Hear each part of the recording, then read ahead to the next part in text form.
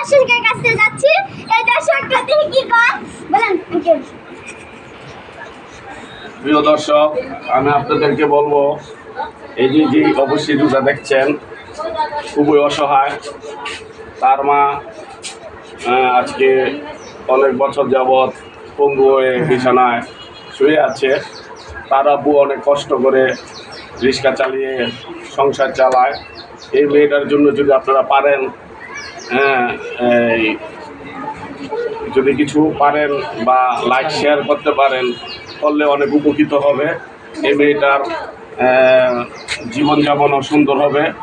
আপনারা যদি এরকম কোনো ব্যক্তিকে